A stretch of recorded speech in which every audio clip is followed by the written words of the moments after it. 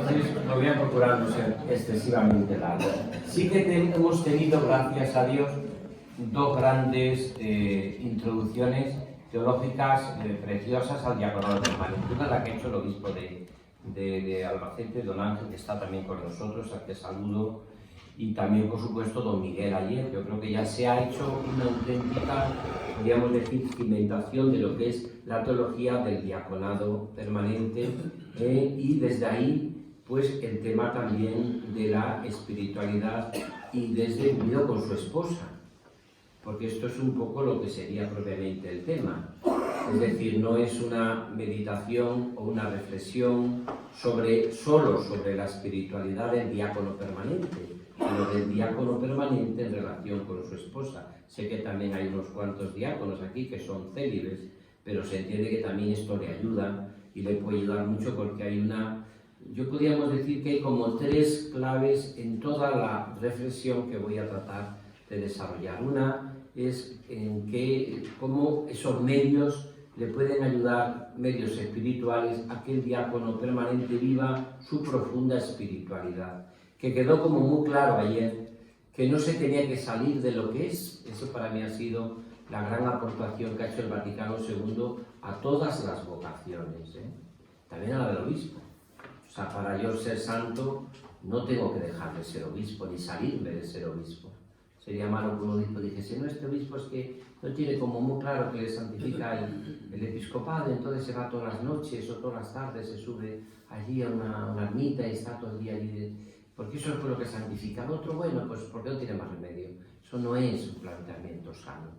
Y lo mismo digo del presbítero, y digo del diácono, y digo también de la mujer y de la esposa, que también ella no tiene que plantearse solamente una especie como de espiritualidad, pues de complemento. No es así. Yo creo que tiene su propia vocación en la santidad, en comunión con su esposo, en este sentido, siendo diácono permanente. Yo creo que puede ir mucho. Esta sería como la primera clave teológica que ha repetido tanto don Ángel como don Miguel ayer, y que me parece que es interesantísima. Va a salir, pero yo le voy a repetir lo mismo.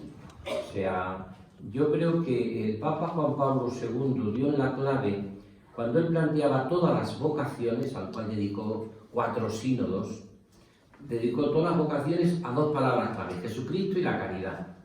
Y ahí explicó todo, desde los laicos, Cristo alfa y omega, principio y fin, que hablaba de una caridad política, una caridad de transformar el mundo según el corazón de Dios, que estaba, como sabéis, que está en el Vaticano II. Desde los religiosos y religiosas, que habló del seguimiento de Cristo, a través del seguimiento de Cristo pobre, casto y obediente, la radicalidad en el seguimiento de Jesucristo. También lo puso en la caridad, y lo puso Jesucristo en la santidad, las 2 cosas, Jesucristo y la caridad, en que ya le había hecho perfecta caritatis del Vaticano II. Y ahí sacó un gran documento también, Vita Consecrata, que dicen que es la carta magna de la vida consagrada.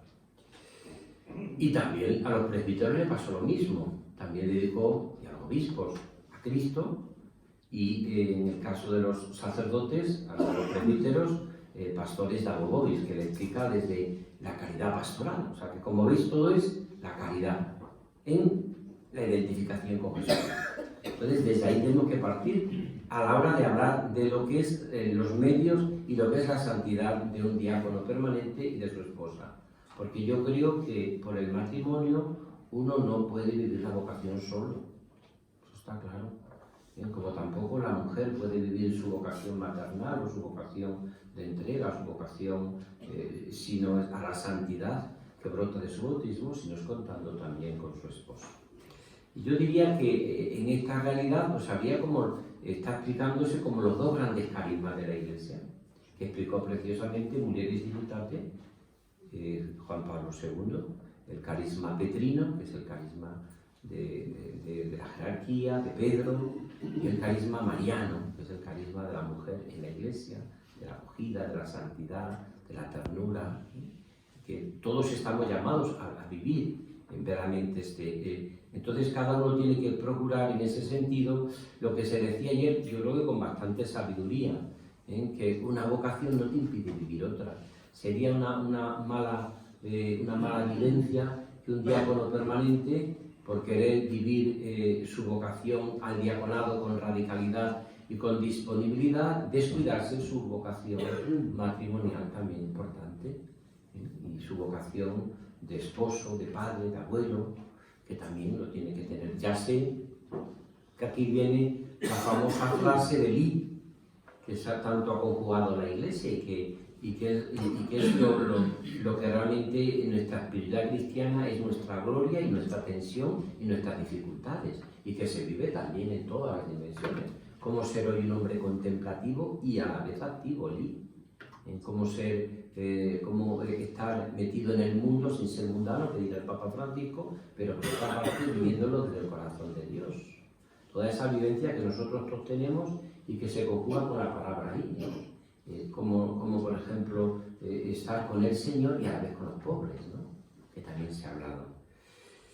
Yo creo que en ese sentido el diácono, como miembro y ministro de la Iglesia, debe tener presente siempre en su vida y en su ministerio, desde la cultura, las aspiraciones y los problemas también de su tiempo, del contexto del hecho, él está llamado, sobre todo fundamentalmente, a escrutar a fondo los signos de la época e interpretarlos a la luz del Evangelio.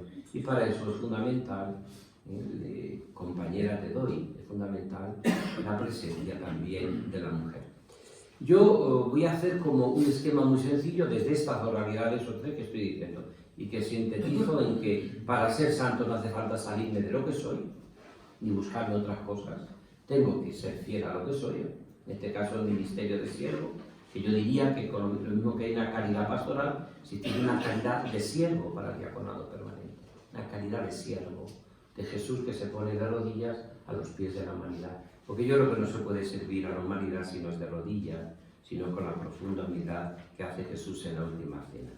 Entonces, una vez que tenemos claro estos dos o tres principios fundamentales que ya se han desarrollado, lo voy a repetir, yo situaría la charla que voy a dar primero desde la vocación a la santidad. Ahí entra el diácono permanente y su mujer. Y todos los que estamos llamados todos a la santidad. Y ahí enlazo mucho con el Papa actual, con el Papa Francisco.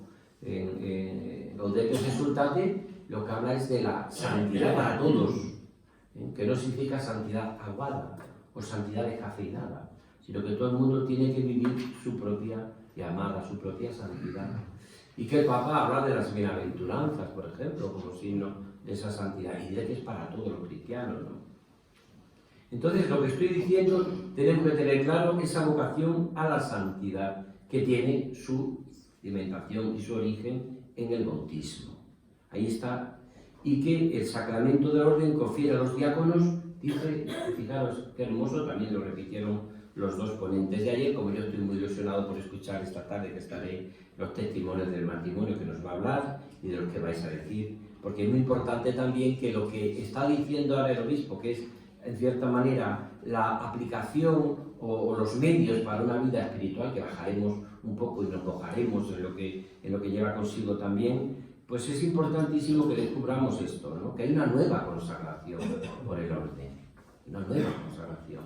El obispo impone las manos al diácono permanente, al diácono, y le hace, y confiere una nueva consagración a Dios, y dice que han sido consagrados por la unción del Espíritu Santo y enviados por Cristo, para edificar el cuerpo de Cristo, edificación del cuerpo de Cristo. Aquí también tengo que tenerlo muy claro también la vocación que comparte la mujer con él. Es importante que esto lo vivamos nosotros, ¿no?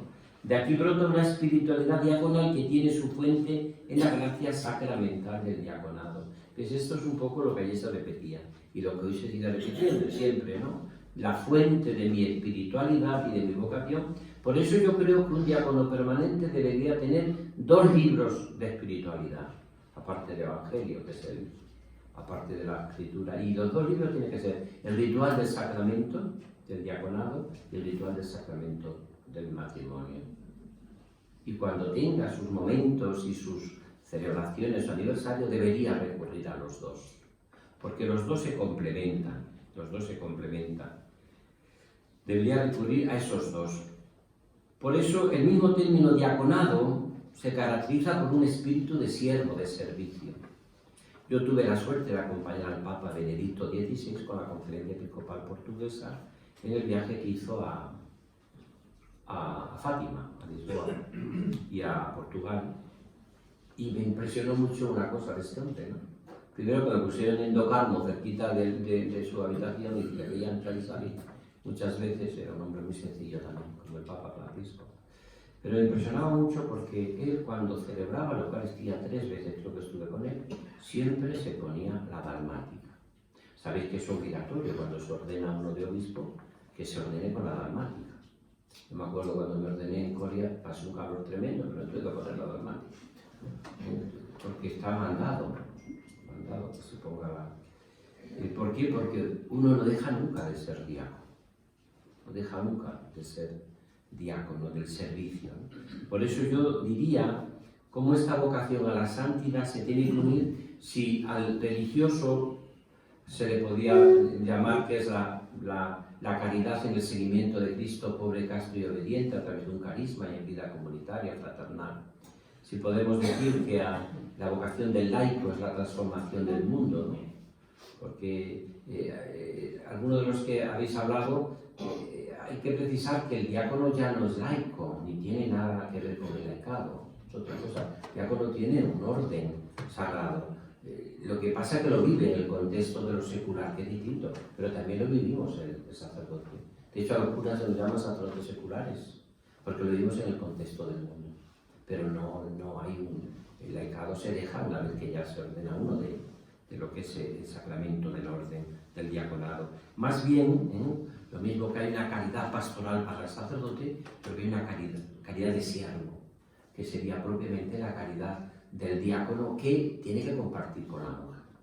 También hay que tener cuidado porque a veces puede dar como una sensación de que como que la espiritualidad de la esposa solamente se entiende como una especie, es una complementariedad al diácono permanente, le ayuda a vivir ese misterio, pero también ella tiene su propia identidad, su propia realidad, como también el diácono permanente tiene que ayudarla a vivirla a ella como esposa, como madre, como abuela, como mujer, ¿no?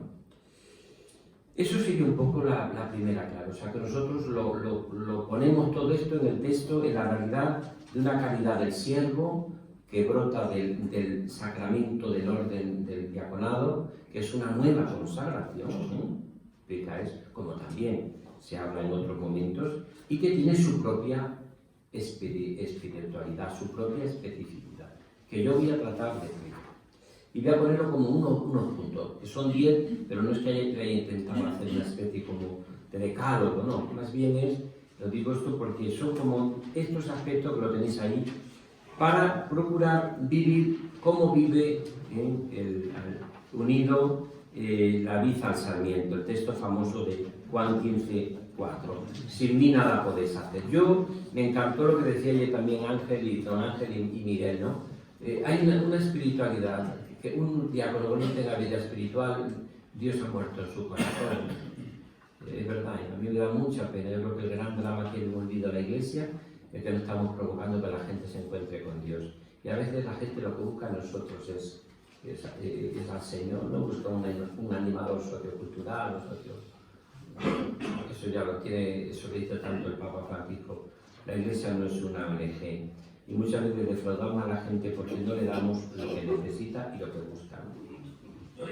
Entonces vamos a empezar a ver estos 10 puntos que podíamos explicar entrando de lleno en el tema, que son los medios para el crecimiento de la vida espiritual del diácono permanente y su esposa.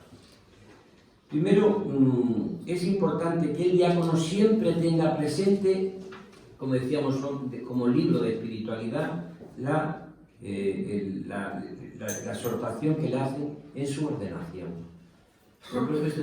Yo cuando a veces me dice un presbítero o alguien, un casado, un matrimonio, vamos a hacer un retiro, ¿qué libro nos recomienda? El ritual del matrimonio, si es casado, el ritual del orden, del presbítero. Si es presbítero, léete el ritual, yo lo tengo y lo saboreo y lo gusto, porque ahí está aplicado toda la espiritualidad que se tiene que vivir, que trata de una teología del orden. El diácono tenga siempre bien presente lo que le dice, fijaros que recibe, lo recuerdas, recibe el Evangelio de Cristo, del cual has sido constituido mensajero.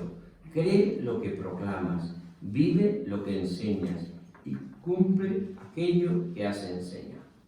Por tanto, hay una profunda identificación con la palabra de Dios, con el Evangelio. Podemos decir que un diácono tiene que ser el siervo de la palabra, tiene que ser el hombre de la palabra, seducido por esa palabra. Eso que rezamos tanto en la liturgia de las horas, cuando encontraba palabras tuyas las devoraba. Tus palabras eran mi gozo y mi alegría, Señor de los ejércitos. Sería tan hermosa. Por lo tanto, recibe el Evangelio. Has recibido el Evangelio. Lo custodias, lo llevas, pides la bendición cuando está como signo también de esa humilde proclamación de la palabra. Recibe el Evangelio del Cristo, del cual ha sido constituido mensajero, sé mensajero de ese Evangelio. ¿Cómo se nota cuando, lo que decíamos ayer, cuando una persona, que el diácono hace homilía, como el obispo y como el sacerdote, hace homilía, es homilía, ¿no?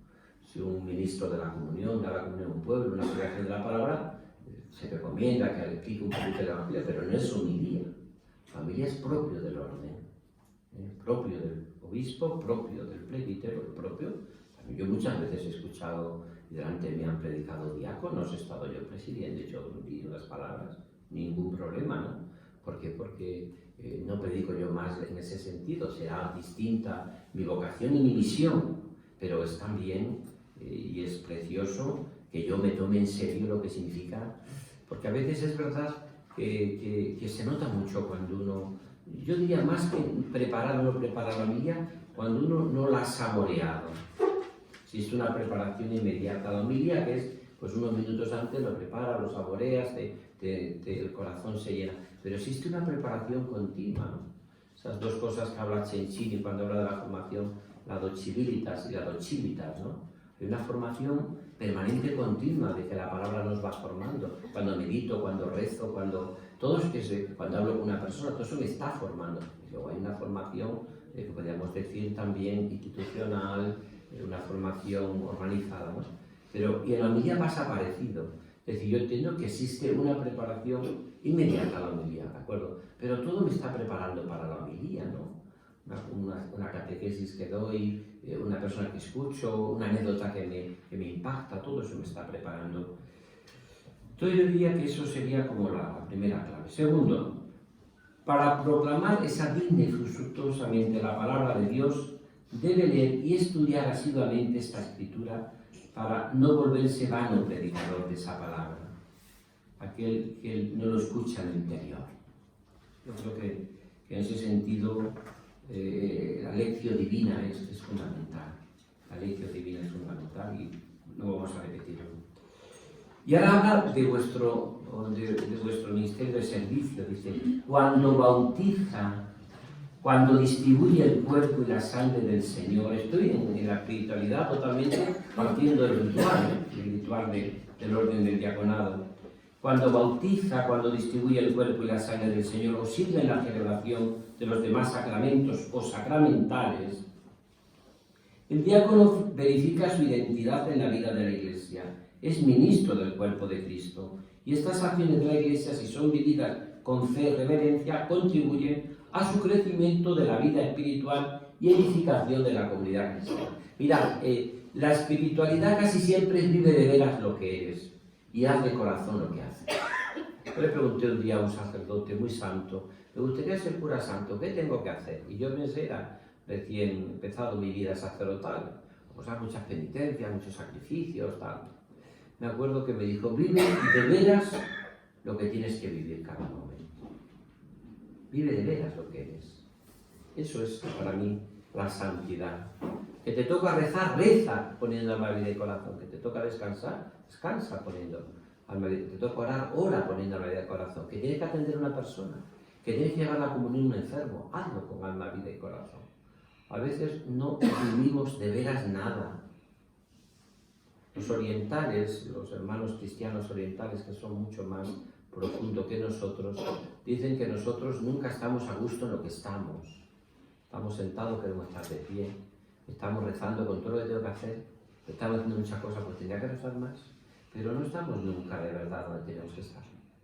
Por eso la santidad muchas veces es eso, vive de veras lo que eres y lo que tienes que vivir.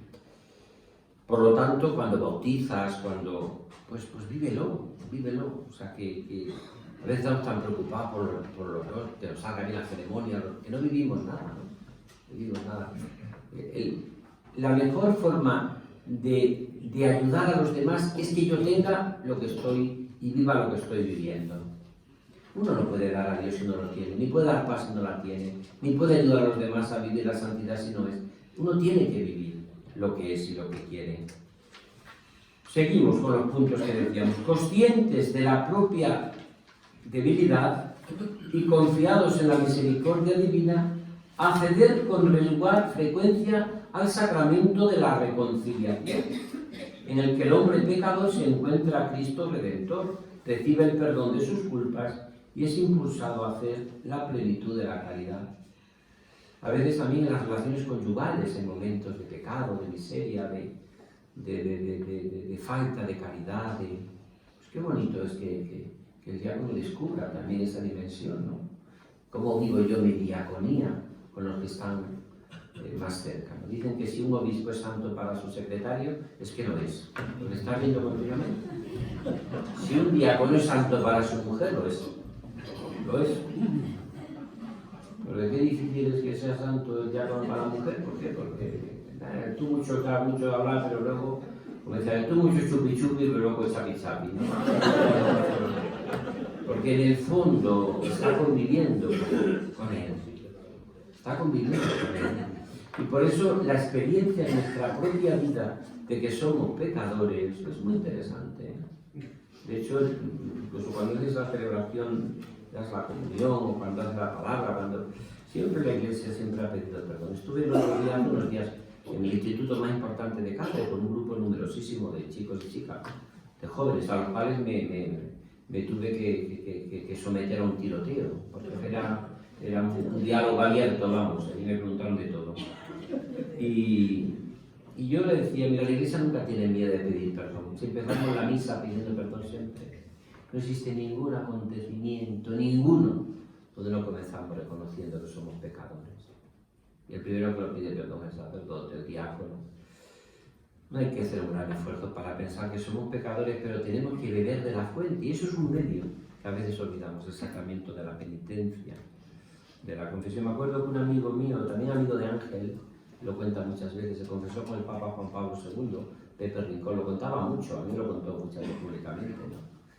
Y fue él entonces trabajaba en lo que era del Consejo Mundial de Laicos en Roma, y tuvo la suerte de acceder a una confesión del Papa, y se confesó con él. Hace que no lo confieso, no sé cuánto le dijo, le dijo el Papa, hace mucho tiempo que no te confieso, voy a confesarte con más frecuencia, le dijo el Papa a este laico, ¿no? Laico famoso. Y el Papa Francisco no solamente lo dice, sino que va y se confiesa. Cuando se presentó impresionante a los presos de Panamá, dijo, aquí viene un hombre que es un pecador perdonado. Así se presentó, delante de los presos, aquí viene un pecador que es perdonado. Lo digo esto porque es importante también ese sentido de autenticidad en la espiritualidad que vives con tu mujer. Claro, porque a veces tú no eres más en ese sentido. En la Iglesia la santidad no son los que tienen más cargos. La santidad son los que más sirven, los que más aman. Y de hecho a mí me conmueve mucho los santos humildes, como Bernardita Soubirous, por ejemplo, la niña de Lourdes. Me impresiona mucho esta niña, ¿no? Esta niña que no sabía más que ni francesa, que hablaba un patúa y casi no sabía nada, ¿no? Y esta es esta niña, decía, y esta la que ha visto a la Virgen, y esta cosa es ella, ¿no?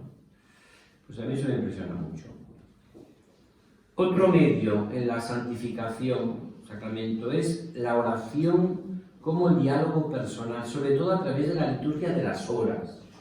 Rezada, qué bien se hacen estos encuentros que tenemos nacionales, los 3 encuentros que tenemos, sobre todo para todos, con nuestras mujeres, el que tenemos también con los delegados episcopales y el que hay también, porque se reza la liturgia de las horas, se saborea, como estamos haciendo, los laudes, las vísperas, el oficio de lectura, por lo menos vosotros tenéis las mayores laudes vísperas, completas, pero si es que es una gozada, ¿no? ¿Cómo es aquello que es San Ambrosio, lo que me dice, que estamos en Adviento? Si cada uno tiene su espiritualidad a lo que salga, ¿no? Y cuando no sale nada, pues es importante esta espiritualidad que es fundamental. Busquen dejarse moldear por las diversas formas de oración, la celebración de la liturgia de las horas, que ha de proseguir en la lección divina, en la oración mental asidua, en la participación, en los retiros espirituales.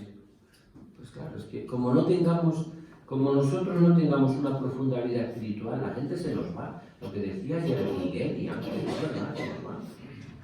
Nosotros ahora tenemos en mi diócesis, en Cáceres, ¿no? que hay algún monasterio budista, ¿no?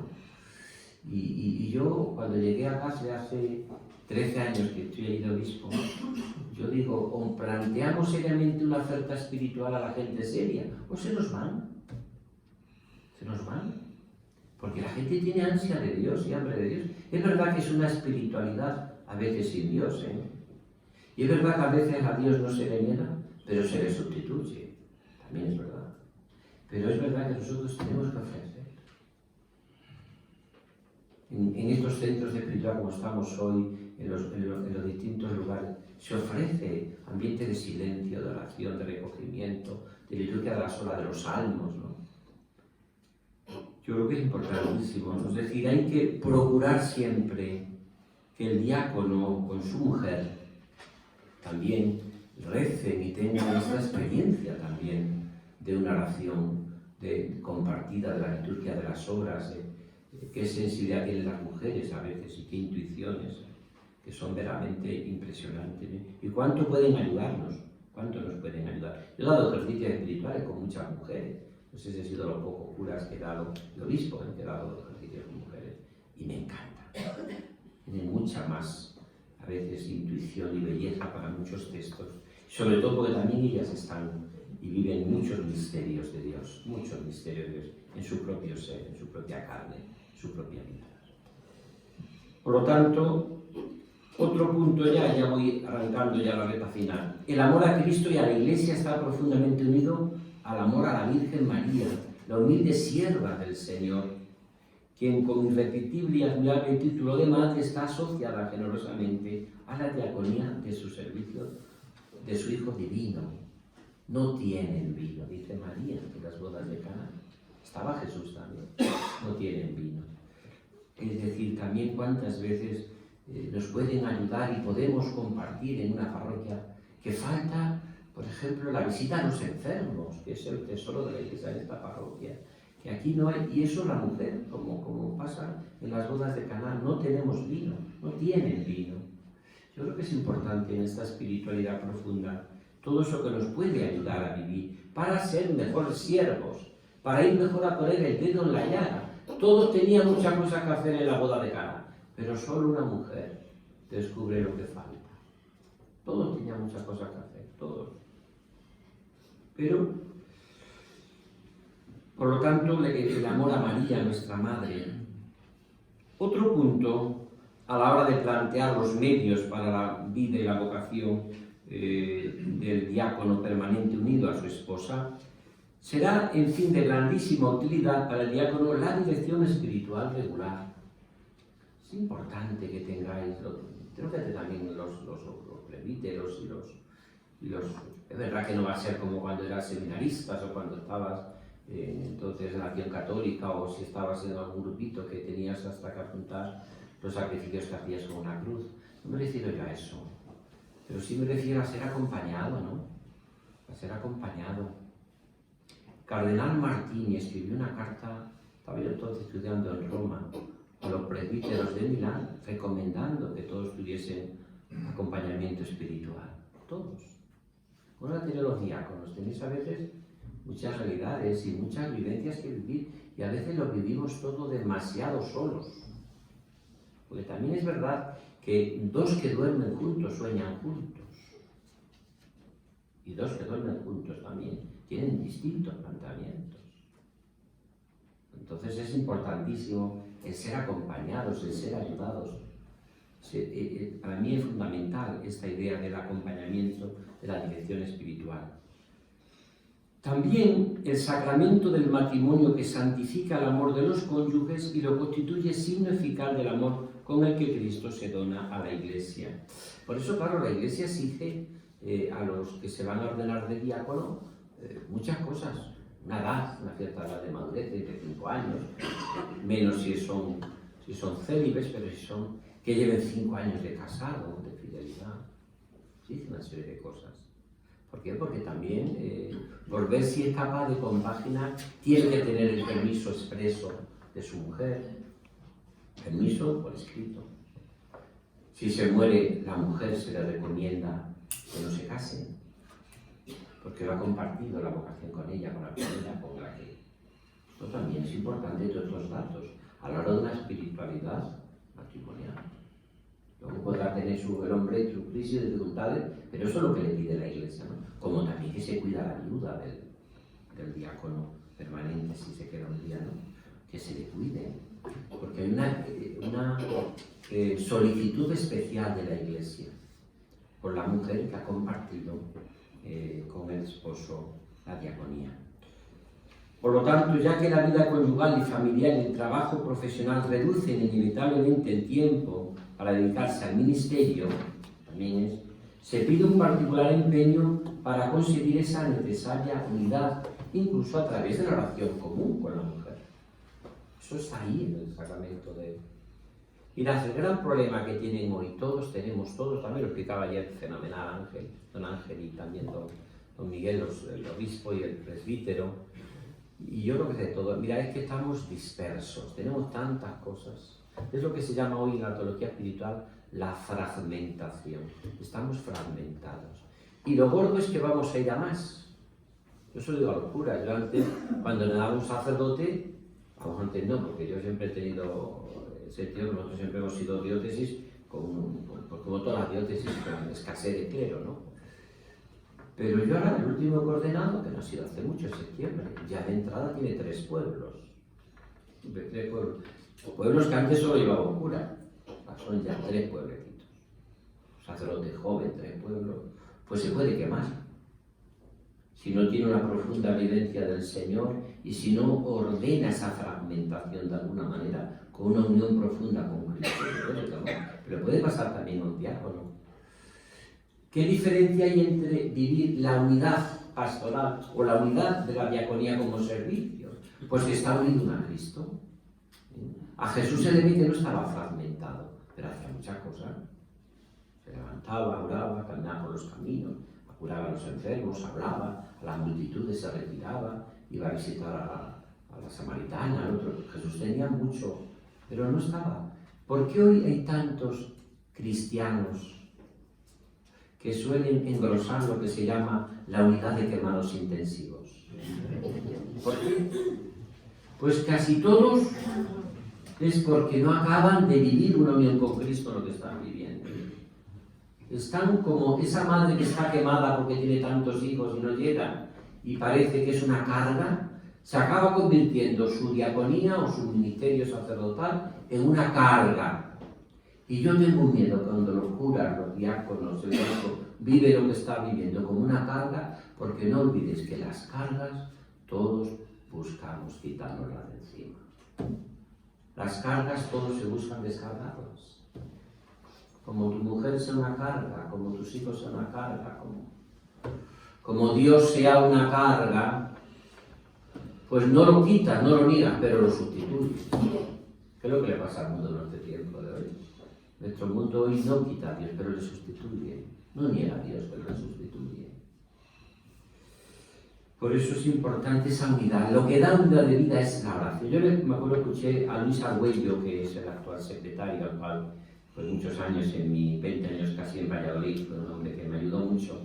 Él decía, yo muchas veces, cuando veo que me estoy ya, digo, tengo que rezar más. Hoy 1 hora más de oración, 1 hora más de tarde con el Señor. Todos los días un rato de oración largo, 1 hora o 5, pero hoy tengo que ya empezar a orar más, porque es que veo que me desborda, que hay una vida fragmentada, rota, ¿no? Yo creo que es fundamental esto. En el matrimonio el amor se hace donación interpersonal, mutua fidelidad, fuente de vida, nueva, sostén en los momentos de alegría y de dolor. En una palabra, el amor se hace servicio, vivido en la fe, en la vida familiar, en los hijos, los problemas que se tienen, en compartir muchas horas también. Claro, tiene la diaconía en el matrimonio, pues tiene sus cruces, también lo tiene el célibe, como también tiene muchas gracias el célibe, por supuesto. La vida del celibato es una maravilla también, pienso que es una maravilla, para que tenga esa vocación, claro. Como la vida de una diaconía, vivido el diácono, también es una gozada, ¿no? Es una gozada, cada uno tiene que vivir su propia vocación. Pero plantear una vida sin cruces, es que eso es irreal, eso es absurdo. El Kempis, la famosa imitación de Cristo, dice: los que están toda su vida huyendo de cruces, cada vez las encuentran peores. Uno tiene que aceptar la cruz, llevarla como pueda. Las cruces no se llevan bien ni mal, se llevan como se pueden. Como decía aquel jesuita con mucha gracia: yo ofrezco la cruz antes de que llegue y luego que pase cuando antes. Porque es cruz. Por mucho que uno la intente por todos los medios, la cruz siempre es cruz. Y siempre es una crisis, Recordad a los de Maús, cuando van por el camino decepcionados, desilusionados, hundidos, cuando cantan, cuando dicen lo que tiene el problema es la cruz, que han muerto crucificado. La cruz siempre es un escándalo. Y cuando uno tiene cualquier cruz, está en crisis. Está claro, está en crisis. Que crisis significa crecimiento, lo que es amado, pero es crisis. Muy difícil que una persona que no tenga una cruz no la viva. O es que yo la vivo muy bien. La vives como puede, con la vivimos todos. Por lo tanto, y ahí tenéis una maravilla en vuestra vocación matrimonial y diaconal, porque podéis vivir la vida de una persona, la cual podéis compartir. A veces a los sacerdotes que vivimos el celibato, pues tenemos, o los obispos, tenemos a veces nos cuesta a veces, claro, para eso tenemos que ir a la responsabilidad con Cristo, que es real también, ¿no? Y con la Iglesia, que es también real, ¿no? Pero es verdad que vosotros tenéis una ayuda como necesaria, ¿no? para vuestra vida. El diácono casado debe sentirse particularmente responsabilizado para ofrecer un claro testimonio de santidad del matrimonio y de la familia. Tiene que ser Cuanto más crezcan en el mutuo amor, tanto más fuerte llegará a ser su donación a los hijos y tanto más significativo será su ejemplo para la comunidad cristiana. Si es la mujer del diácono quien quiera ayuda, según las posibilidades, no será jamás descuidada por los ministros y por los fieles de la Iglesia y por la misma Iglesia. Bueno, pues yo creo que ya prácticamente esto sería un poco lo que podríamos, porque ya llevo hablando casi los 40 minutos que dije. Esto sería un poco lo que para mí es la espiritualidad del diaconado permanente su esposa, que se puede resumir en que podemos vivirlo, podemos hacer un pequeño diálogo, podemos y debemos vivirlo siempre desde esta profunda comunión y de esta realidad. Es decir, yo creo que por la vocación, la primera vocación que habéis tenido ha sido el matrimonio. Os casasteis, tuvisteis hijos, además la Iglesia los hizo. Unos 5 años de experiencia matrimonial, por lo menos. Otros habéis llegado mucho más, algunos, ¿no? Y luego se os pide, a través de la diaconía, que podéis perfectamente encajar esta propia realidad de ser diácono.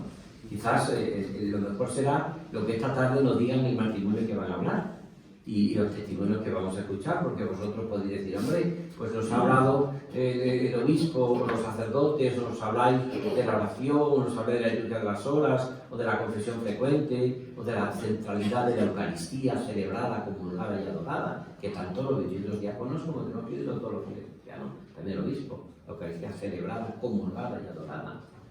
¿Cómo vivir esta realidad? Pero claro, usted no sabe lo que significa los compromisos, los problemas que tiene una vida matrimonial, conyugal, pues sí. Pero ahí estáis vosotros para con vuestro testimonio en vuestra vida darnos ejemplo y darnos testimonio de lo que significa esta realidad. Y yo creo que en ese sentido, no sé a quién se le escuché, si fue a Paco, que le escuché en el encuentro del delegado, que en muchas cosas las mujeres son una ayuda auténtica en vuestra vocación del diaconado. Decía, con mucha gracia está la homilía. ¿Quién tiene una persona más cariñosa y más crítica con tus homilías? Que te dice, hijo mío, que has aburrido a María Santísima. Hijo mío, ten cuidado, que vamos, que como vuelvas a hablar allí no te queda nadie, ¿no? Claro, como decía el predicador, a mí no me preocupa la gente que se vaya, diga este rollo, pero cuando se pone a mirar el reloj porque cree que le ha pasado ahora, es que ya eso ya es. Ya significa que es que de esto es que vamos. Claro, pues yo creo que como aquello que se cuenta de dos señoras que estaban terminando, dice una otra, la señora de la iglesia, que terminó ya la homilía del cura y dice, no, el cura sigue hablando, pero la homilía terminó hace mucho tiempo. Pero el cura sigue hablando, ahora la homilía terminó hace mucho tiempo. Bueno, pues digo esto, que si queréis hacemos las preguntas, tenemos más o menos, ¿cuánto tenemos, Juan Carlos? 15 minutos. Vale, pues podemos empezar si queréis las preguntas en esta línea de estos principios, que son unos 10 puntos que hemos visto sobre los medios que tienen, que como veis, la única diferencia que hay en común con todos los cristianos es que brotan del matrimonio y del orden de la diaconía, que no hay, desde luego, ninguna contradicción ni ninguna dificultad en compaginarse, pero que ahí está vuestra fuerza y vuestra vida, y que la mujer también tiene que ayudarle el marido a vivir su profunda vocación también bautismal, su vocación de esposa, su vocación de madre, su vocación de compañera, todo eso que es la vocación matrimonial. Así que si podéis, pues podemos empezar si queréis.